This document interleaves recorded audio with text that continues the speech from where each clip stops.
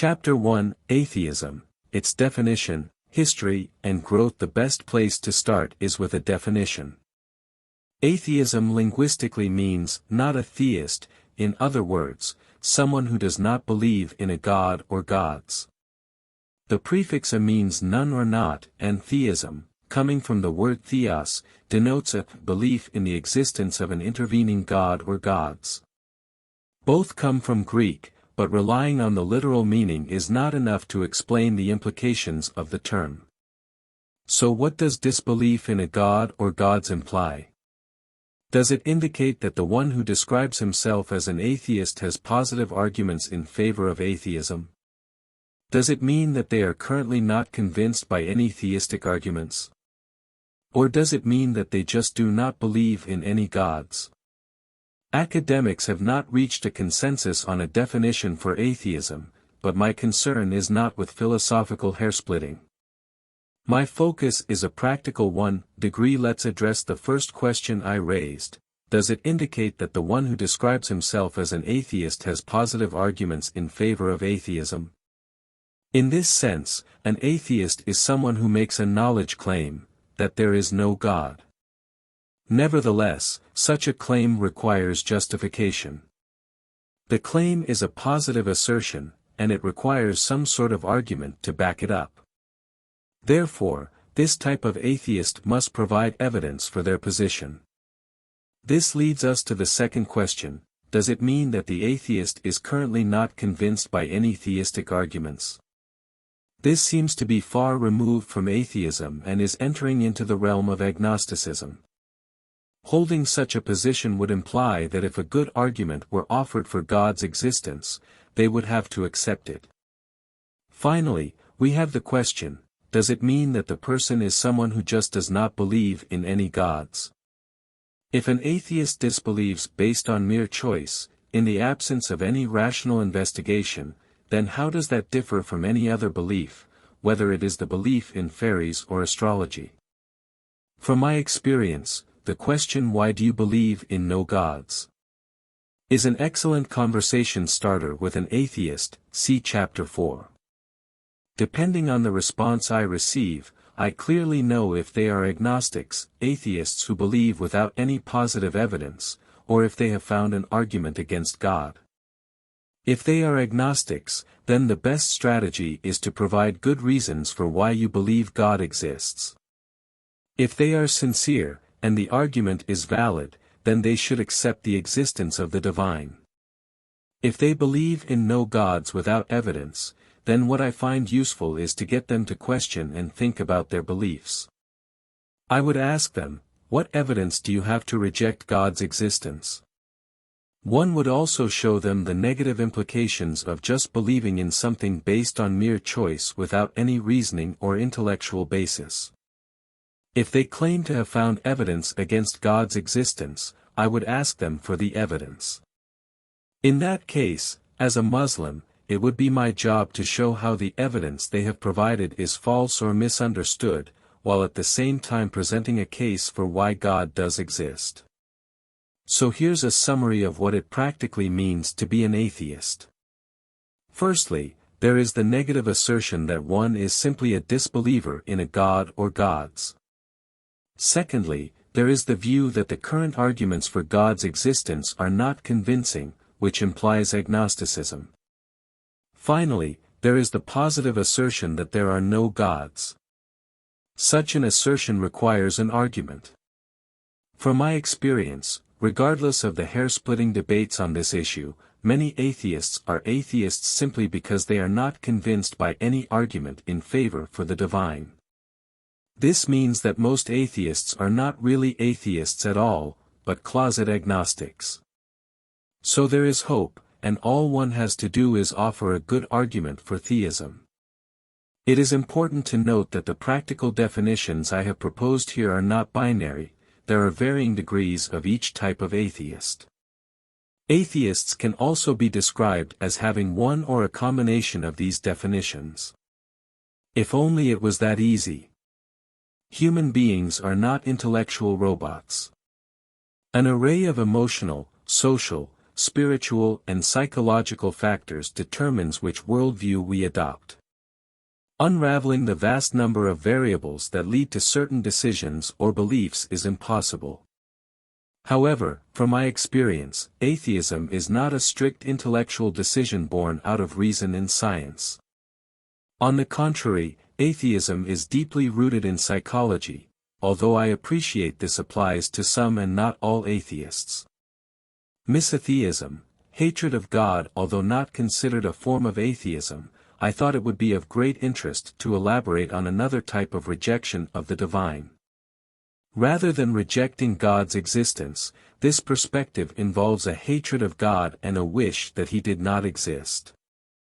Known as misatheism, coming from the Greek misos, meaning hatred, and theos meaning God, this religious rebellion has been lurking in the dark.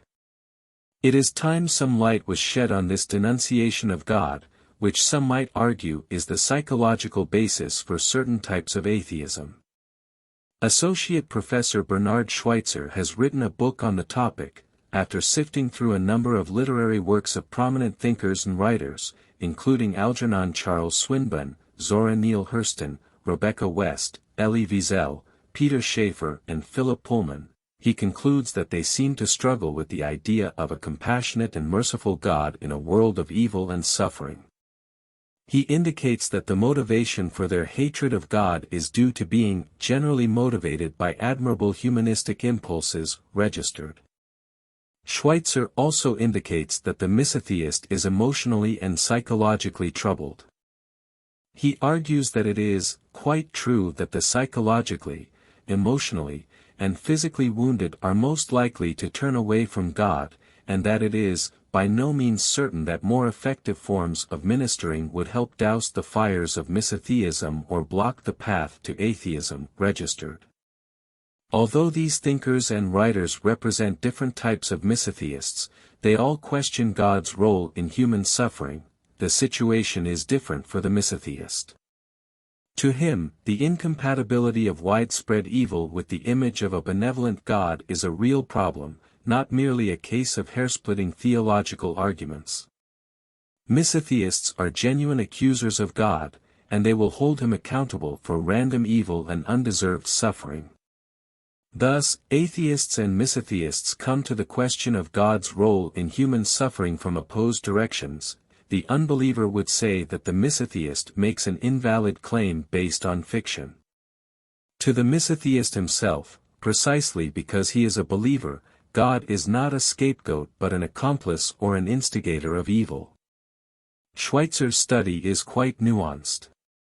He categorizes misatheism into agnostic misatheists, absolute misatheists, and __ political misatheists. To summarize the professor's main point, the misatheist is motivated by a key question: what has humanity done to deserve God and all the evil and suffering that he allows to occur? From my experience, I would contend that quite a few atheists are closet misatheists. One question to ask that usually testifies to this conclusion is, if God did exist, would you worship him? See Chapter 15. The response from many atheists that I have encountered would be no, and they frequently cite the amount of unnecessary and gratuitous evil and suffering in the world. Although I empathize with their concern and anguish at the suffering inflicted on fellow sentient beings, atheists and misatheists alike suffer from a veiled type of egocentrism. This means they make special effort not to see the world from any perspective other than through their own eyes. However, in doing so, they commit a type of emotional, or spiritual, fallacy. They anthropomorphism God and turn him into a limited man. They assume that God must see things the way we see things, and therefore he should stop the evil. If he allows it to continue, he must be questioned and rejected. Comparing man with God exposes their inability to understand things holistically. The monotheist would probably at this point exclaim that this means man has more compassion than God. This further highlights their inability to see things from beyond their perspective, and reveals their failure to fathom that God's actions and will are in line with a divine reason that we cannot access. God is not content with the occurrence of evil and suffering. God does not stop these things from happening because he sees something we do not because he is content with evil and suffering to continue. God has the picture and we merely have a pixel. Understanding this facilitates spiritual and intellectual tranquility because the believer understands that ultimately, all that occurs in the world is in line with a superior divine wisdom that is based on superior divine goodness. Refusing to accept this is actually where the monotheist falls into the quagmire of arrogance, egocentrism and ultimately, despair. He has failed the test, his hatred of God makes him forget who God is and dismiss the fact of divine wisdom, mercy and goodness. Atheism and philosophical naturalism. Before I discuss the Islamic definition of atheism, this chapter is a good opportunity to introduce a concept that will be referred to in many chapters of this book. Like atheism, philosophical naturalism denies the divine and the supernatural. Therefore, it is not surprising that most atheists adopt philosophical naturalism as a worldview. Philosophical naturalism is the view that all phenomena within the universe can be explained via physical processes. These physical processes are blind and non-rational. This means that they are not intentionally directed towards a goal or a destination and they are not able to create and recognize logical relations between things or ideas. Philosophical naturalists reject all supernatural claims and some argue that if there is anything outside the universe it does not interfere with it. Atheists, according to Professor Richard Dawkins, are philosophical naturalists. As stated by Dawkins, an atheist believes there is nothing beyond the natural, physical world. However, some atheist academics are not naturalists. Although these atheists deny the divine, they affirm the existence of non-physical phenomena. For the theist, this type of atheism is, generally speaking, easier to intellectually engage with because they do not dismiss non-physical phenomena. In this respect there is some common ground with theism. It is important to note that most atheists who assert evidence against God's existence, or argue that there is an absence of strong evidence for the divine, adopt philosophical naturalism, implicitly or explicitly. Nevertheless, most of the arguments presented in this book can still be used toward atheists who do or do not adopt philosophical naturalism. Islamic definition. The traditional Islamic term for atheism is I/had, which literally means deviation, best translated as godlessness. The term ilhad comes from the Arabic word lahad, which is used to describe a type of Islamic grave where a hole is dug and a side pocket is made for the deceased. In this sense the /ahad is a deviation from the main hole that is dug. Linguistically, this implies that atheism is a deviation of what is natural and rational. The Prophet Muhammad taught that all human beings are born with an innate nature or primordial state that essentially acknowledges God and has an affinity to worship the divine. This prophetic teaching provides a clear basis for the Islamic belief that atheism is unnatural and an aberration of the human psyche. According to Islamic theology, God's names include the Creator, Al-Khaliq, the Sustainer, Al-Mujit, and the Originator, Al-Mubdi. Atheists reject these names as they deny the idea of a creator for the universe. The Islamic doctrine of God's oneness, known as Tawhid, considers denying any of God's names and attributes as a form of polytheism, see chapter 15. Therefore, from the Islamic point of view, atheists are considered polytheists. It is not surprising to see that the Qur'an affirms that those who reject a creator are not certain, and describes those who reject monotheism as fools, which implies that polytheists and by extension atheists are irrational, imprudent and unwise. In summary, the Islamic description of atheism is that it is an unnatural worldview based on uncertainty and irrationality. This definition of atheism is not neutral. It positively assumes the existence of a God or a creator. This is not unusual, as the Qur'an does not accept atheism to be the default position. The divine book constantly refers to natural phenomena. These verses are used as a premise for the reader or listener to conclude that God is worthy of our worship because he created the universe with wisdom, purpose, precision and beauty. These verses also evoke an appreciation of God's majesty, power, glory, mercy and love. Although at least 2 verses directly address atheism, see chapter 5, much of the Qur'an that pertains to the empirical world not only provides a basis for intellectual arguments, but serves as a powerful sign to conclude that the universe and everything within it was created with a divine wisdom, power and purpose. This in turn should propel one's mind and soul to conclude that God is worthy of our worship and love, see chapter 15. This Quranic strategy is a clear indication that atheism, and the related question "Does God exist?" is not the starting point, rather, it is the unnatural position that denies reality. A brief history of atheism in Islamic history. Atheism was not a major social and intellectual threat until the emergence of the 8th century Dariya. These thinkers were empiricists who believed that all knowledge could only be acquired via the empirical method. They believed that the cosmos was eternal and composed of 4 qualities, which were responsible for everything that existed. They argued that everything had always existed and did not require any creator or maker. According to Kitab al-Aghani by Faraj al-Isfahani, Abu Hanifa, the famous jurist and founder of one of the traditional schools of thought, debated a Dari in the 8th century.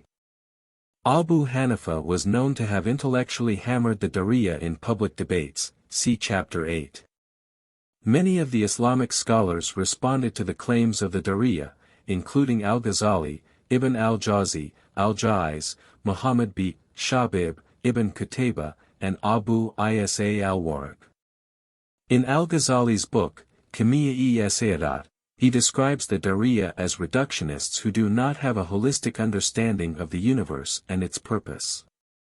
He asserts that they are like ants on a piece of paper that cannot lift their eyes from the ink or the pen they see before them, thus failing to see who is writing. The Islamic history of atheism clearly shows an environment of intellectual discussion and debate, which could only have been facilitated by mutual respect and tolerance. The Quran makes it absolutely clear that having myriad beliefs is part of God's will, and that there should never be any form of compulsion but mutual respect and tolerance, and had your Lord willed, those on earth would have believed, all of them entirely. Then, would you compel the F. Bradlaugh's activism was not solely focused on convincing British society to accept atheism, it was also dedicated to show that atheism makes humanity happier and increases the well-being of man. He wrote in his essay, Humanity's Gain from Unbelief, as an unbeliever, I ask leave to plead that humanity has been a real gainer from skepticism, and that the gradual and growing rejection of Christianity, like the rejection of the faiths which preceded it, has in fact added, and will add, to man's happiness and well-being. The 1920s saw the emergence of the logical positivists. Inspired by achievements in science, this radical philosophical movement maintained that statements can only be meaningful if they can be verified empirically. They argued that if one utters a statement that refers to something that is beyond the reach of the senses, then it is nonsense. The logical positivists argued that there is nothing that transcends the physical world. Statements are either analytical or synthetic. Analytical statements are statements that are true by definition. For example, the statement "the ball is spherical" is true because the term "spherical" is contained in the meaning of the term "ball." Synthetic statements are statements that are true by experience. For example, the statement "the ball is bouncing" can be verified by looking at the ball bouncing. In light of this, the logical positivists created an empirical measure of meaning. This criterion essentially argues that for any statement to be meaningful, it must be verified by physical experience. For this reason, many questions pertaining to God, metaphysics, morality and history were considered meaningless. Therefore, atheism was the default position, as God could not be verified via physical experience. Post-1960s saw the death of logical positivism. One of the key reasons for its demise was the fact that it was self-defeating. The logical positivists' criterion for meaning was that any statement had to be verified by physical experience. However, the criterion itself could not be verified by physical experience. Consequently, the criterion itself was meaningless. After the demise of logical positivism, the academic world saw the intellectual resurrection of theism. Time magazine in 1980 commented on the rise of intellectual theism, in a quiet revolution in thought and argument that hardly anybody could have foreseen only 2 decades ago. God is making a comeback. Most intriguingly, this is happening not amongst theologians or ordinary believers, but in the crisp intellectual circles of academic philosophers, where the consensus had long banished the Almighty from fruitful discourse. One reason for the intellectual revival of theism was the intriguing scientific discoveries of the mid-20th century. These include the Big Bang, which postulates a cosmic beginning to the universe. This was a departure from conventional thinking that postulated the universe was static and eternal, needing no creator, see Chapter 5. In the 1970s, cosmologists discovered the intriguing phenomenon of fine-tuning, which explicitly demonstrated that the universe's laws and arrangements seemed designed and fine-tuned so that complex conscious life, like human beings, could exist, see Chapter 8. Near the beginning of the 20th century, we had an utterly inadequate understanding of biology's nuts and bolts. We thought cells, the building blocks of organisms, were just homogeneous blobs of protoplasm. In 1953, however, James Watson and Francis Crick demonstrated the double helix structure of DNA, the information storage device of the cell. Following this discovery, the molecular biological revolution continued, unearthing more and more fascinating, sophisticated features on a microscopic level.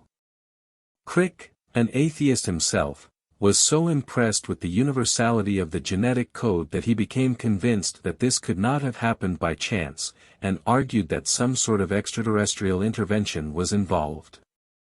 These discoveries and progresses in science, as well as their philosophical implications, progressively brought theism back onto the intellectual and academic discussion table.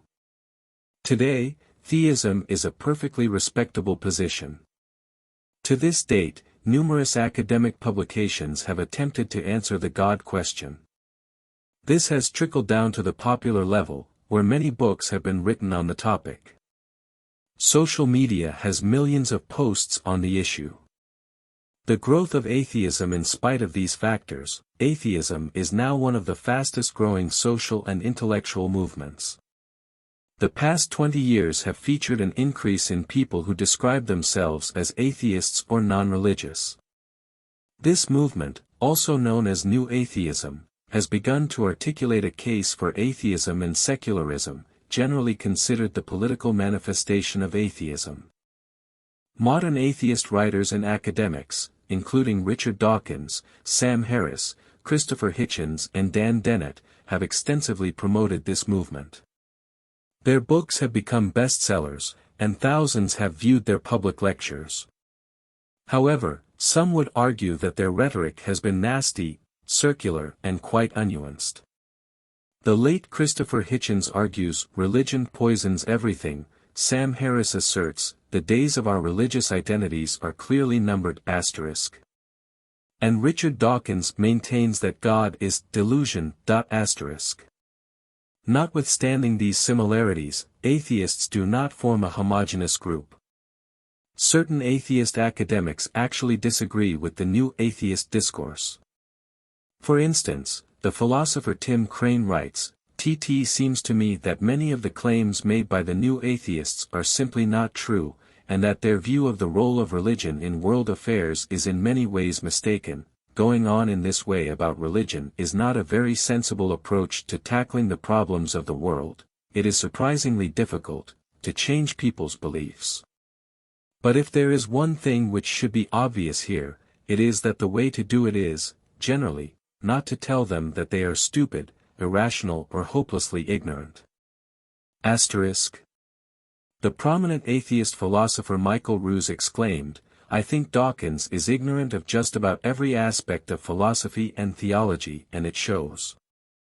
Ruse does not hold back in assessing the success of the new atheist strategies in addressing intelligent design and Christianity, describing them as absolute disasters in the fight against intelligent design.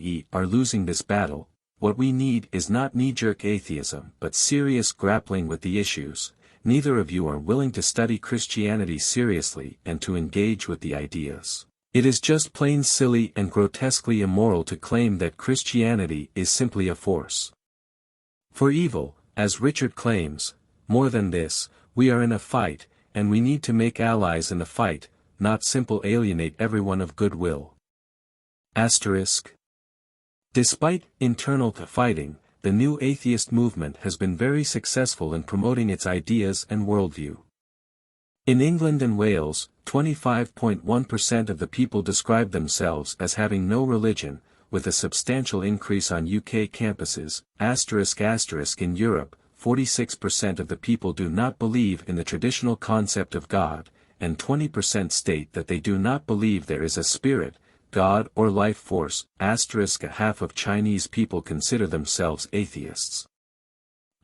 Degree professor of sociology Phil Zuckerman argues that atheism in many societies is growing. He also asserts that atheists come in fourth place after the main world religions. Finally, non-believers in God as a group come in fourth place after Christianity, 2 billion, Islam, 1.2 billion, and Hinduism, 900 million, in terms of global ranking of commonly held belief systems. Registered. The Muslim world is not immune to this growing social movement. According to Wynne Gallup International, 5% of Saudis consider themselves convinced atheists, and over 19% consider themselves non-religious. The Arab world has seen a rise in atheism with more books on the topic being translated into the Arabic language. Muslims in the West are facing similar problems. There is an increase in apostasies, with apostates declaring themselves as atheists. This problem manifests itself at different levels of the Muslim community, but an immense change is occurring on university campuses.